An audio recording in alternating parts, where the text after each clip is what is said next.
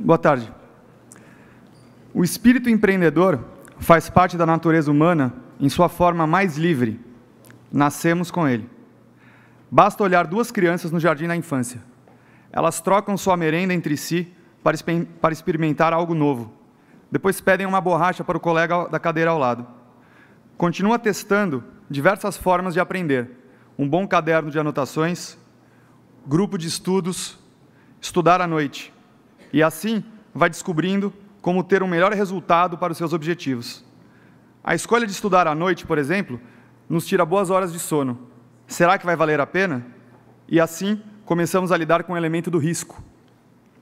Mesmo de forma inconsciente, estamos lidando com risco o tempo todo, em maior ou menor grau. Ao escolher uma carreira, ao atravessar a rua, ao organizar um evento como esse. O empreendedor é aquela pessoa que escolhe dedicar a sua vida profissional na busca de novas soluções, novas oportunidades, novos problemas, e também lidar com os elementos de risco que podem fazer o seu empreendimento falhar. Afinal, uma empresa só tem sucesso se desperta o interesse dos consumidores de adquirir seu produto ou serviço de forma voluntária. Uma palavra que virou moda, os empreendedores são peças fundamentais em qualquer país que queira gerar emprego, renda e qualidade de vida. O Brasil, porém, tem se mostrado um país extremamente hostil ao empreendedor e, por esse motivo, não é surpresa alguma a crise econômica que temos vivido e a resistência histórica que temos de gerar um desenvolvimento sustentável como nação. Considerem dois grupos: Afeganistão, Serra Leoa, Ucrânia e Vietnã. Ou então, Holanda, Dinamarca, Canadá ou Chile. Sem que eu forneça nenhuma informação, tenho certeza sobre qual dos grupos vocês escolheriam colocar o Brasil. Bem, no Índice de Liberdade Econômica, classificação que mede a liberdade de se fazer negócios, ou seja, a liberdade de se empreender, o Brasil ocupa a posição 153 do ranking, entre 186 países, ao lado do Afeganistão e outros países com baixíssimo índice de liberdade. Em uma atividade que é incerta por natureza, os obstáculos impostos pelo Estado condenam o empreendedorismo no Brasil a um papel quase heróico. Num ambiente com tão pouca liberdade como o Brasil, o único caminho para a prosperidade é aprendermos a respeitar o empreendedor e reconhecer seu papel central na geração de riquezas de uma nação. Nosso próximo convidado contribuiu para revolucionar o comércio online e transformar o papel que as redes sociais têm hoje em nossas vidas, gerando valor para milhões de pessoas e, mesmo após tamanha contribuição, continua perseguindo seus sonhos com novos projetos e assumindo riscos como empreendedor e ao se posicionar politicamente.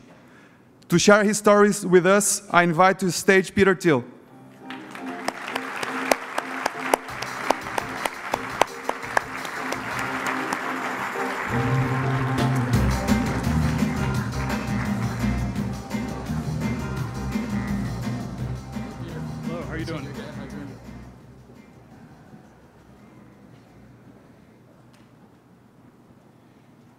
Peter, thank you so much for joining us here in Brazil this day.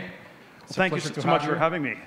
You wanted to begin with a couple of words, so please go ahead. Então, por favor, você pode começar, Peter. We should make this as much interactive as Eu possible. acho que eu queria fazer uma coisa bastante interativa. E nós podemos falar sobre muitas coisas no que respeita ao contexto de empreendedorismo, como nós pensamos sobre como construir o futuro. E eu sempre gosto de começar perguntando uma pergunta ao contrário, ao avesso. Então, fala para mim alguma coisa que seja verdade e que as pessoas concordam com você. Então, existem várias barreiras intelectuais e existem muitas versões de negócio. Então, o que as pessoas estão construindo? Então, eu acho que tem muitas respostas distintas para essa pergunta. E qual tipo de resposta nos negócios é que as pessoas vão dizer que os negócios têm a ver com concorrência? Tem muita concorrência e, claro, tem muito isso é muito ao avesso, porque um negócio de sucesso é quando você, às vezes, não tem concorrência, mas isso não é verdade, mas a concorrência é boa.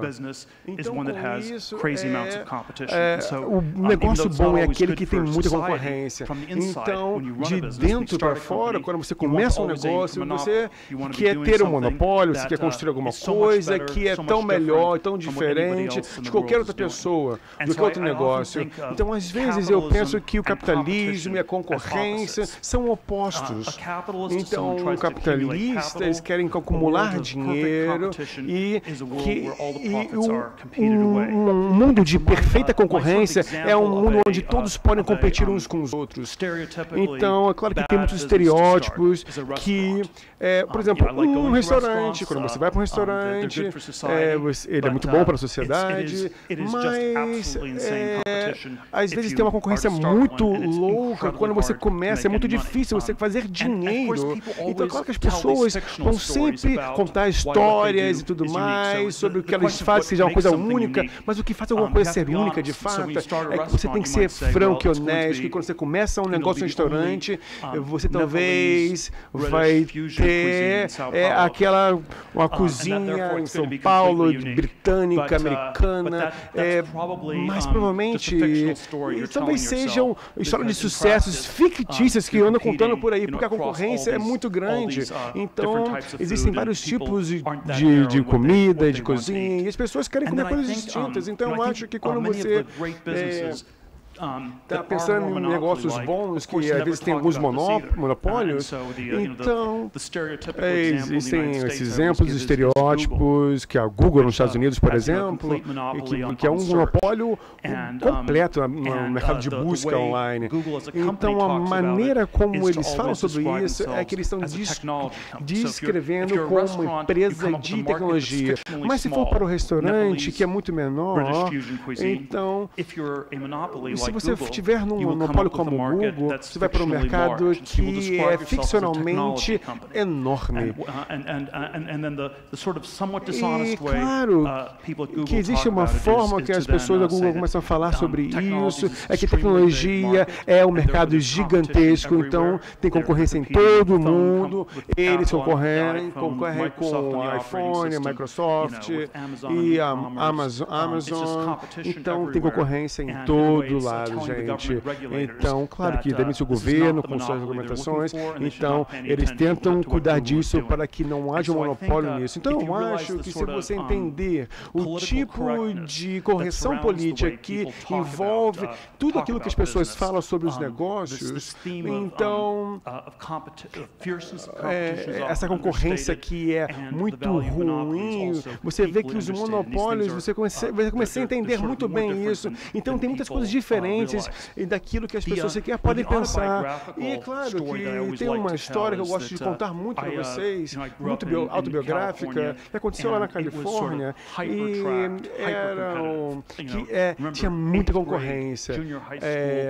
Um pessoal que estudou comigo lá, um amigo meu, e ele falou assim, eu sei que você vai para Stanford em 4 anos, eu entrei lá na elite de Stanford, e depois disso, concorríamos muito, era uma concorrência muito louca, e passava por isso mais uma vez. Você entra ali numa boa escola de direito e tudo mais, e você termina com tudo. Uma das firmas de direito mais top naquela cidade. Todo mundo queria entrar lá, mas todo mundo que estava lá dentro queria sair. Não queria ficar lá dentro, gente. E você sabe, né? Eu fiquei por 7 meses e 3 dias naquela empresa, e quando eu saí de lá, e as pessoas estavam falando comigo assim lá no corredor, foi maravilhoso, porque você conseguiu escapar daqui, né?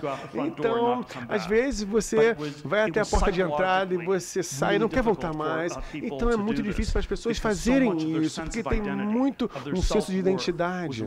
Então, isso é roubado na competição, concorrência que existe dentro do mercado. Então, é por isso que é o que acontece na concorrência. Isso não é uma questão de intelectual, mas é muito mais psicológica e é muito pessoal. Então, nós nos identificamos e vemos aqueles que estão na concorrência e nós nos perguntamos, né? Eu vou ganhar essa concorrência? Isso vale a pena, de fato? Como as pessoas criam essa imagem de concorrência? Então, isso é algo que a gente tem que pensar que tem a ver com a natureza humana. E isso é algo que não dá para se mudar muito, né? Então, é claro, no tempo de Shakespeare, por exemplo, tinha a palavra primata. Então, ali, eles refletiam sobre uma ideia da natureza humana que poderia ser imitada. E claro que tem muitas coisas que nós aprendemos, muitas coisas são transmitidas, quando você fala numa língua, e você fala com seus pais, com seus filhos. Mas é claro que muitas coisas podem estar erradas, porque você começa imitando as pessoas e as pessoas não se perguntam perguntas críticas. Então, você começa entrando numas multidões, nas loucuras, nas crises. Então, isso acho que é um grande risco. E isso nós acabamos entrando numa direção muito que não é saudável. Então, claro, no Vale do Silício, de onde eu vim, claro que percebe-se muito ali que as pessoas bem-sucedidas no Vale do Silício, eles não são muito bem sociáveis. Eles são nerds ou são muito estranhos socialmente falando. E muitos deles têm alguns tipos de síndromes que nem sei como caracterizar, mas isso é uma pergunta que temos que nos perguntar. O que isso vai nos falar a respeito de sociedade, como as pessoas bem-sucedidas são frequentemente aqueles que são menos sociáveis? Porque às vezes você é tão bem sociável, você é bom em falar, se comunicar, mas e você vai acabar abrindo aquele restaurante que eu falei no começo. E mesmo que eu fale para você, não faça isso, você vai acabar fazendo alguma coisa muito semelhante a isso. Então, muitos negócios são estranhos, diferentes, mas quando você fala com as pessoas, você diz, isso é uma ideia estúpida, não faça isso. Isso é o que as pessoas começam a fazer e elas ficam muito desencorajadas com isso. Então, você começa a perguntar, o meu livro de 0 a 1, que vocês já devem conhecer, eu falo de duas coisas, dois modelos diferentes de progresso e desenvolvimento. E você pode pensar sobre isso.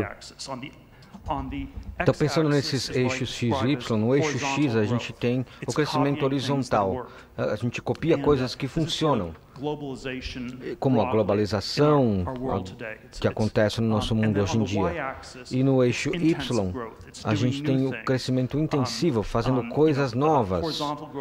Então, o crescimento horizontal vem de 1 para 0 e o vertical vai de 0 para 1. A gente copia coisas que funcionam em um eixo ou faz coisas novas no outro. Se a gente for pensar sobre o sucesso nesse século no planeta, nós precisamos das duas formas de crescimento, globalização e tecnologia, e também inventar novas coisas. E sempre se pergunta qual deveria ser o equilíbrio entre esses dois. Na minha ideia, nos últimos 40 ou 50 anos, a equipe de globalização evoluiu bastante. E o que foi meio que negligenciado foi a parte mais criativa e intensiva para se fazer coisas novas. Eu acho que nós estamos num momento onde nós estamos tendo uma recalibragem natural, onde o futuro está sendo reconhecido como uma tendência de globalização, mas ele não está gerando esse crescimento todo. Então, a gente assume formas, por exemplo, de avançar em cidades grandes como Nova York, que são globalizadas. Se você conseguir ter sucesso em Nova York, você ganha o mundo. As pessoas acreditam nisso. É claro que a verdade é mais para o lado de que numa cidade como Nova York tem uma concorrência gigantesca com muitas outras pessoas e fica muito mais difícil conseguir evoluir. Então é um modelo contrastante que nós tivemos na última década. Por exemplo, o Vale do Silício é descentralizado, não parece ser uma cidade grande como Nova York, é um lugar mais criativo e as pessoas estão inovando lá. Então eu acho que nós estamos no começo desse processo, mas na última década nós tivemos um tipo de recalibragem da globalização em relação à tecnologia. Então, eles não estão mais copiando, eles estão querendo aprender a fazer coisas novas. Então, eu acho que isso gera mais perguntas do que respostas. Muito obrigado, isso é muito relevante com as coisas que você disse. Essa plateia está muito envolvida com empreendedorismo. E talvez seja interessante falar sobre concorrência. No painel anterior, nós falamos sobre concorrência aqui no Brasil. Nubank concorrendo com oligopólios. Você via esse risco também quando você iniciou a trabalhar? Como é que você encara a concorrência como uma empresa como nós, por exemplo, em relação a bancos grandes? Quando eu estava buscando investidores para investir no PayPal, eu sempre me fazia essa pergunta, e eu não tinha uma resposta muito boa naquela época. Eu acredito que a resposta é algo assim: nós vamos ter um novo produto e nós vamos fazer esse produto decolar rapidamente. E aí os bancos jamais vão conseguir acompanhar a gente. Então a gente teve que crescer muito rápido para que os bancos nem sabessem o que foi que atingiu eles. Então essa era a minha ideia em 1999, quando nós começamos o PayPal. Nós fizemos coisas malucas, nós demos $10 para cada novo cliente. E para cada novo cliente que viesse de indicação deles, eles ganhavam mais $20. Então, a gente teve que colocar um limite ali, mas a gente começou a trabalhar com 24 pessoas no escritório da PayPal, com os nossos clientes iniciais, e se a gente desse $20 para as pessoas, o negócio crescia exponencialmente. A gente crescia de 7 a 10% por dia. Nós tivemos 12 mil no final de 99, 12 mil novos clientes no final de 99, 100 mil já no primeiro trimestre de 2000, e infelizmente com esse crescimento exponencial a gente não conseguiu manter aquele benefício dos $20, mas as pessoas gostaram do produto e começaram a utilizá-lo. Agora, eu acho que de uma maneira geral a gente pode responder essa pergunta da seguinte maneira, talvez isso seja uma maneira genérica de responder, mas por que a gente deve começar uma nova empresa? Por que os negócios atuais não são melhores, as empresas atuais não são melhores? Porque eles têm mais escala, mais economia de escala, mais recursos. Eles já estão trabalhando há muito tempo. Eles conhecem bastante do que acontece nessa área e como operar na área de ação deles. Eu acho que a resposta geral para quando se fala de novos negócios, novos bancos, não só velhos bancos, velhas empresas, velhas instituições, a resposta é que em empresas antigas a política interna é catastrófica. E essa é a minha resposta geral para esse tipo de pergunta. E é algo que a maioria das pessoas jamais consegue manter a honestidade a respeito disso, sobre quão ruim é essa política interna e quão difícil é fazer algo novo. Eu me lembro que quando nós lançamos o PayPal, nós falamos que nós íamos fazer uma parceria com bancos grandes. Em setembro de 99, nós fizemos uma reunião com a diretoria do HSBC. Então nós fomos até Londres e o diretor estava até interessado, mas eles tinham 15 dos principais executivos nessa reunião. Então nós tomamos chá com eles, tivemos um bate-papo, mas nós percebemos que é como se nós tivéssemos jogado uma rocha gigante no meio de um lago e essas ondas que foram criadas por essa rocha iam acabar sumindo e nada ia acontecer. Então foi uma coisa meio deprimente, mas nós todos fomos para Londres e percebemos que nada ia acontecer ali. E Luke Notes, que era o meu colega, estava numa dieta muito forte de restrição de carboidratos e ele ficou muito deprimido porque a gente foi na única loja da Häagen-Dazs em Londres e lá a gente comeu sorvete pra caramba. Mas assim, a coisa foi ridícula e nós tivemos que fazer um marketing direto para os clientes para crescer daí. E eu acho que a política dentro do HSBC e dentro de empresas desse porte é uma coisa assim muito negativa. Eles estavam muito atrás de onde nós estávamos e eles têm dificuldade de crescer exponencialmente. Mas mesmo que eles te copiem, depois de 2 anos, já vai ser tarde demais. Uma mudança de cultura numa empresa desse porte é terrível, né? Eu acho que a coisa importante hoje em dia é a regulamentação governamental e o governo tenta incentivar e proteger o status quo. Como é que foi no seu caso com o PayPal? Qual foi a habilidade dos startups de lutar contra as regulamentações do governo e a inércia que os oficiais do governo normalmente têm? Esse é um grande desafio, normalmente sempre é assim. Nos Estados Unidos talvez seja assim, mas acho que no Brasil é até ainda mais. Eles estão oferecendo todas essas regulamentações que são configuradas para ajudar as empresas existentes, os grandes bancos existentes, e fica mais difícil para as novas empresas começarem a trabalhar. Uma das maneiras que eu pensei em fazer em 2000 e 2001 é que nós estávamos numa corrida entre a política e a tecnologia. Nós tínhamos que simplesmente massacrar o sistema para a gente ter pessoas suficientes para usar o seu programa para que ele fique difícil demais para se regulamentar. Então, tinha uma nova zona de pagamento, um novo sistema sem regulamentações, mas uma vez que nós tivemos milhões de clientes, ficou difícil eles recusarem esse tipo de produto. Então, quando a empresa vendeu ações publicamente em 2002, a gente foi avaliado pela CVM americana e muitas questões regulatórias foram levantadas nesse contexto. Nos próprios Estados Unidos, nós tivemos Louisiana, um dos estados mais corruptos dos Estados Unidos. Eles disseram que se nós estivéssemos fazendo um sistema bancário ilegal, nós teríamos que parar de trabalhar. Isso quase parou o lançamento das nossas ações. Então nós tivemos que ter uma reunião com o pessoal do Comitê Bancário de Louisiana no meio do carnaval deles. E a gente sabe que Louisiana tem uma tendência a ser um país mais, ou melhor, um estado mais retrógrado no que diz respeito à estrutura bancária. E quando se fala de 300 mil empresas, como é o caso de Louisiana, eles não podem se dar o luxo de ficar fora desse esquema do PayPal. Então nós lançamos uma plataforma que é poderosa bastante e isso é extremamente relevante.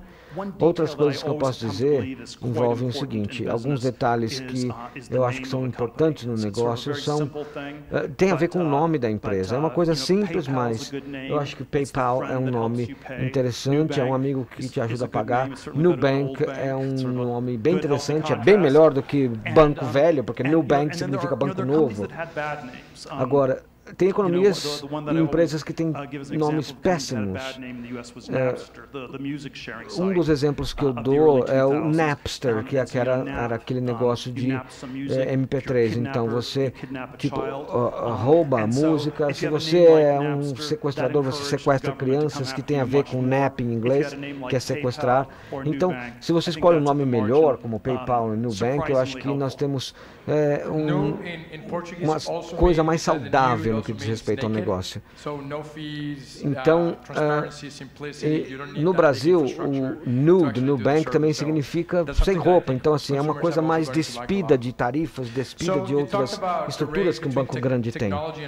Quando a gente fala sobre tecnologia e empresas e trazemos isso para o dia de hoje, nós temos que falar sobre criptomoedas. Você acha que criptomoedas hoje vão resolver o alvo ou o objetivo original que eles tinham? Bom, nós tivemos essas ideias de criar uma moeda nova para o mundo inteiro. Nós estávamos bastante interessados na criptografia financeira, que já acontecia nos anos 90.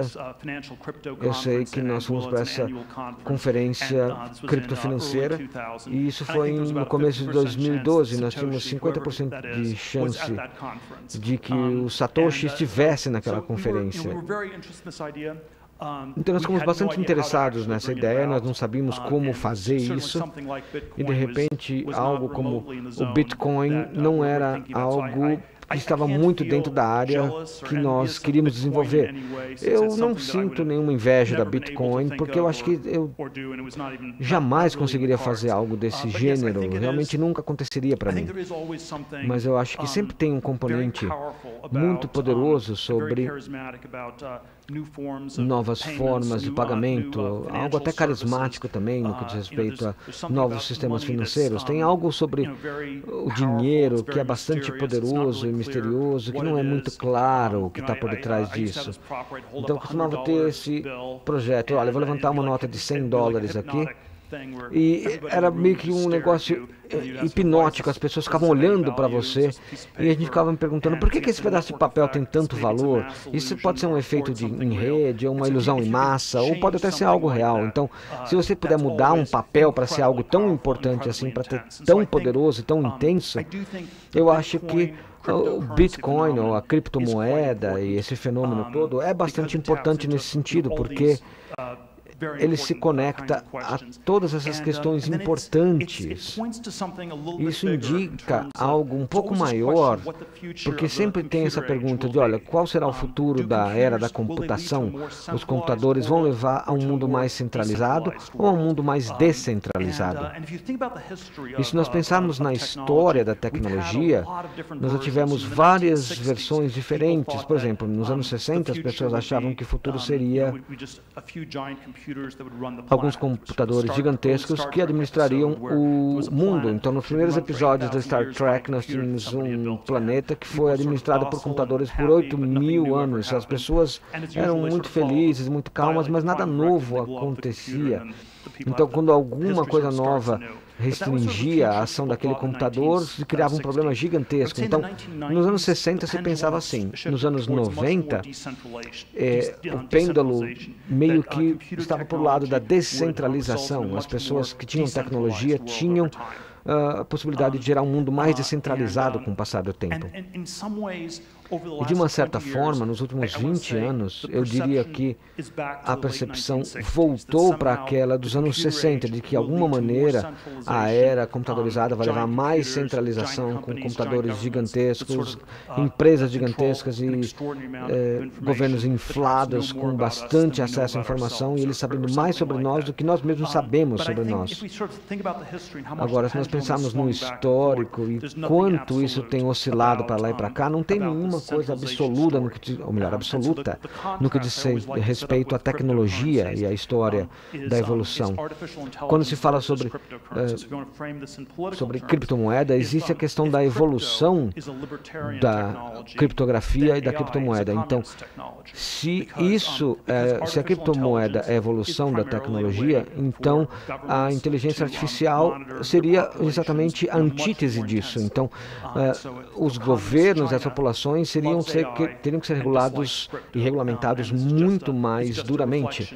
Então, na China, isso meio que acontece, e existe uma divisão muito grande nesse sentido. Então, a palavra do dia hoje é mais inteligência artificial do que criptografia ou criptomoeda, e existe um viés muito mais voltado à centralização extrema.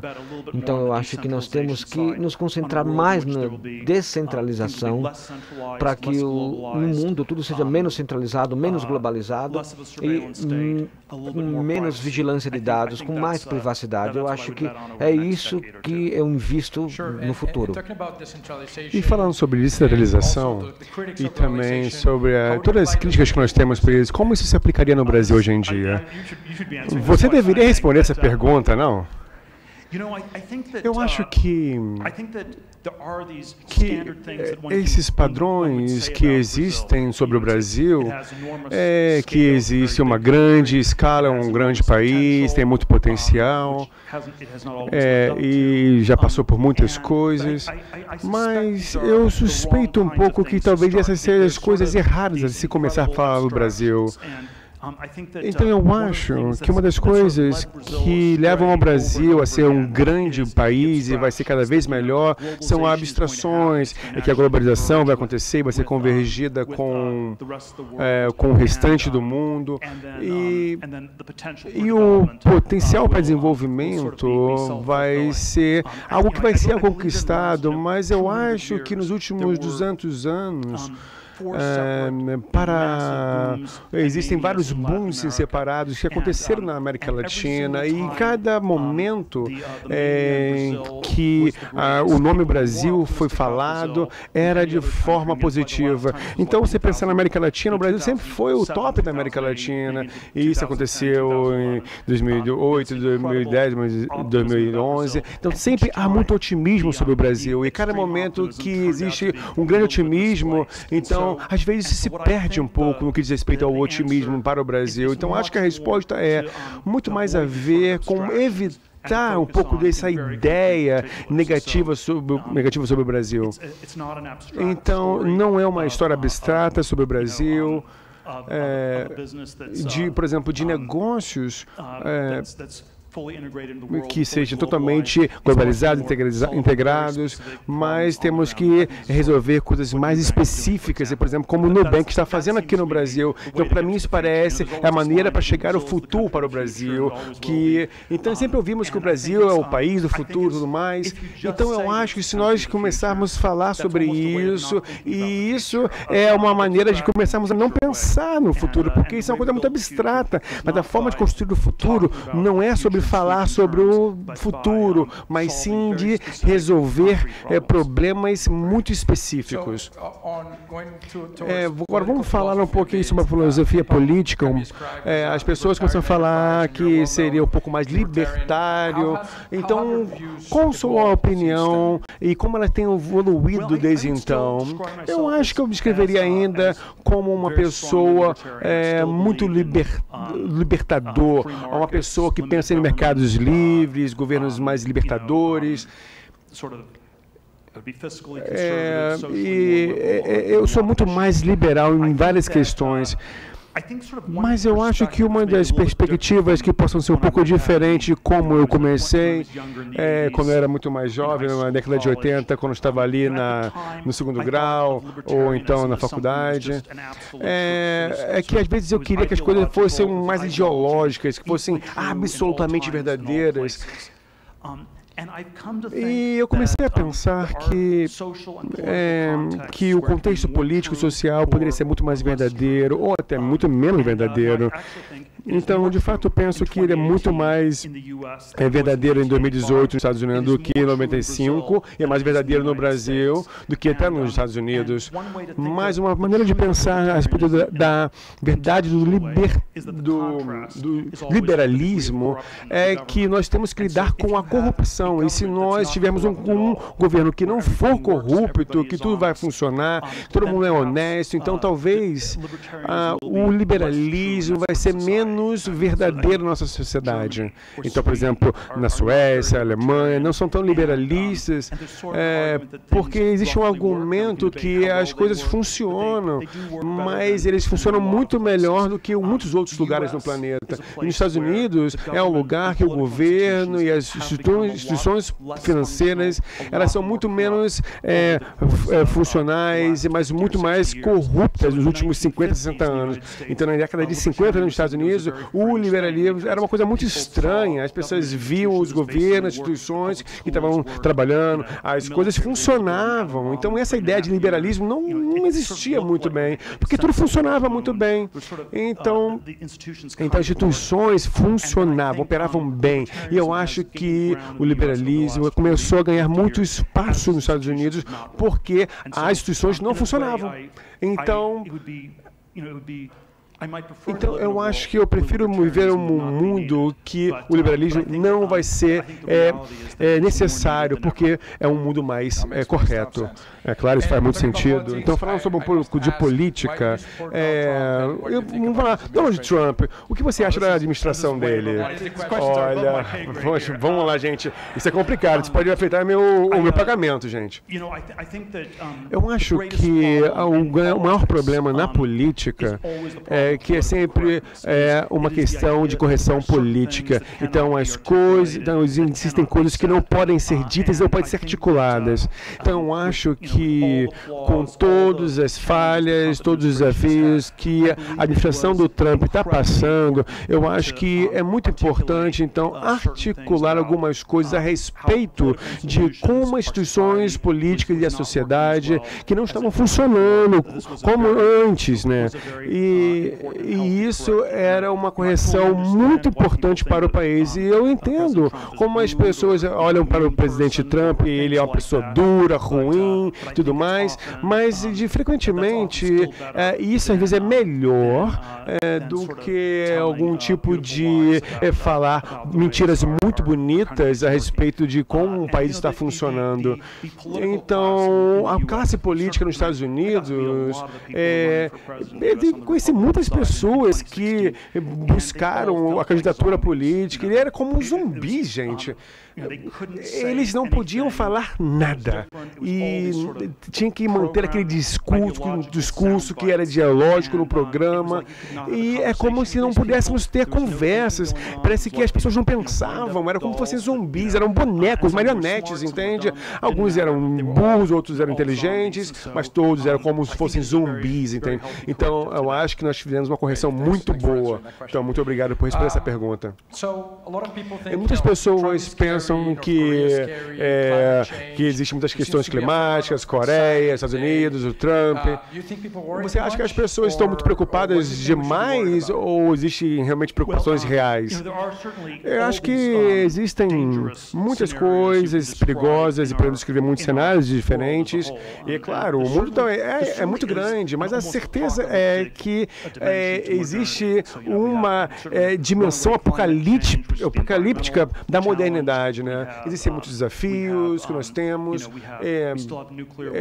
Temos as questões das armas nucleares que podem destruir o mundo inteiro, porque parece que cada vez mais países têm essas armas, então isso não é muito seguro para o nosso mundo, mas existem alguns tipos de tecnologias que possam matar todas as pessoas, então, e se estiver na mão de ditadores, então, armas biológicas, essas coisas são muito assustadoras, então são cenários apocalípticos, sim, mas gosto de contrastar muito isso. Então, pensando sobre a situação climática, armas nucleares, e debatemos muito sobre isso, mas uma coisa que eu sempre gosto de sugerir é o seguinte, é um cenário que não é tão perigoso, é que nós estamos tão assustados com tecnologia e acabamos não fazendo nada a respeito disso. Eu não acho que nós vamos ter um século XXI de bem-sucedido, bem desenvolvido, se não desenvolvermos coisas novas que vão aumentar o nível de vida, o PIB, que vão melhorar a produtividade. Então, esse cenário semi-apocalíptico que eu gosto de contrastar é aquele que as pessoas não querem mudar, nada de novo acontece. Então, nós temos que inovar, fazer coisas novas, entende? Então não podemos tirar as coisas das outras pessoas. E é claro que no fim de tudo, se continuarmos assim, esse mundo não será sustentável e não vai ser um lugar que nós vamos desejar viver nele. Então, para o futuro, nós temos que inventar a realidade. E se queremos ter um bom futuro, temos que olhar diferente agora no presente e buscar, então, maneiras de passar por tudo isso e chegar a um lugar melhor. E falando um pouquinho sobre o futuro, uma das tecnologias que as pessoas estão falando muito no Vale do Silício é a imortalidade. É claro que parece sci-fi, né, gente? Mas por que as pessoas estão falando tanto isso? Qual seria a tecnologia que nós devemos pensar a esse respeito? Então, por que isso é tão empolgante? Bom, claro, as pessoas estão falando muito sobre isso e eles querem falar um pouquinho sobre curas de algumas doenças, entende? Estamos lutando muito, uma luta contra o câncer, por exemplo, mas temos um progresso muito pequeno. Também Alzheimer é uma doença muito séria que não se alcançado progresso nenhum nos últimos anos. Então, eu acho que a biotecnologia e inovação na área de saúde é muito importante, é um vetor muito importante para o progresso. Então, é muito maravilhoso quando essas coisas elas saltam os olhos das pessoas. Parece um escândalo que as pessoas querem viver mais, querem ser eternas, digamos assim. Claro, entre aspas, né, gente? Mas querem chegar a 100, 120, 150 anos. Mas isso parece uma loucura. Mas isso acontece porque, de alguma forma, nós começamos a não aceitar a nossa mortalidade. Então, as pessoas lidam com a mortalidade de forma muito psicológica. Então, temos duas maneiras de lidar com isso. Ou então, vamos viver de forma muito otimista, ou vamos negar isso. Nós somos jovens e nós podemos morrer, nós não vamos morrer nos próximos 6 meses, por exemplo. E do outro lado, simplesmente aceitar as coisas. Você já está velho, vai morrer, nada vai acontecer para você mudar esse cenário. Mas às vezes são muito pessimistas e às vezes são muito otimistas. Então, são extremos. Então, o que esses extremos têm em comum é que isso vai contra as ações individuais. Então, nós temos que fazer coisas individuais. Se você for muito pessimista, você tem que mudar. Você começa a ter que fazer coisas. Mas se você não fizer nada, nada acontecerá. Então, uma atitude mais saudável é encontrar um meio termo disso tudo. E isso é um pouco mais difícil. Mas isso, para mim, parece ser uma coisa que não é muito explorada ainda. Mas quando olhamos para todos esses campos, essas áreas, não tem razão científica para que nós não venhamos a ter progresso científico para alcançar cura para as doenças. Mas essa questão que é muito psicológica a respeito da imortalidade ou da mortalidade, nós temos que quebrar isso. Peter, nós temos pouco tempo, mas muito obrigado pela sua participação.